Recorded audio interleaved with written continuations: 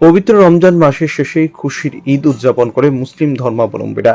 রোজার এই মাস ইসলাম ধর্মাবলম্বীদের জন্য শুভ মাস বলে গণ্য করা হয়। কথিত আছে, আজ থেকে প্রায় 1400 বছর আগে রমজান মাসে ইসলামের পবিত্র গ্রন্থ কুরআনের প্রথম শ্লোক হযরত মুহাম্মদের কাছে এসে পৌঁছায়। এই মাস থেকে ইসলাম ধর্মাবলম্বীরা মানুষের ফজরের নামাজ পড়ে রোজা শুরু করেন।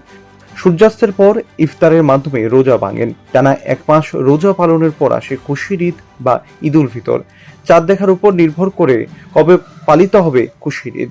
আগামী 31শে মার্চ অর্থাৎ রবিবার পালিত হতে পারে ঈদ। তবে সৌদি আরবের চাঁদ দেখার উপর নির্ভর করবে ঈদের দিন তারিখ। এই ঈদকে সামনে রেখে আগরতলার গেদু মিয়া মসজিদে চলছে প্রস্তুতি।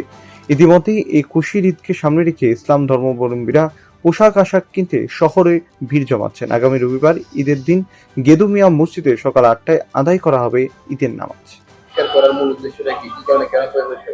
আমাদের গেদু মিয়ার মসজিদে পরিষ্কার চলছে কাজ। আমাদের এই আগামী এখন চলিত ঈদ উল ফিতর, সামনে ঈদ আসছে, ঈদের প্রস্তুতির জন্য সাফাই চলছে এবং বিগত রমজান মাস অতিবাহিত হয়েছে। এখন আমাদের সম্মুখে ঈদ উল ফিতর দিন চলে আসছে, এই জন্য সাফাই চলছে, রং কাজ চলছে, গ্লাসের কাজ হবে, গ্লাসের কাজ আজকে শুরু হয়ে যাবে এবং রঙের কাজ, সাফাই, কাজগুলা চলছে। দূর দূর থেকে, শহর থেকে লোক আসে ময়দানের মধ্যে, সমস্ত ময়দানের মধ্যে লোক ফুল হয়ে যায়। এই সাফাইয়ের কাজ চলছে। এইভাবে আমরা প্রতি বছরে সাফাই করি, এই বছরে সেভাবে কাজ চলছে। এই হিসাবে সাফাইয়ের কাজ চলছে আর কি।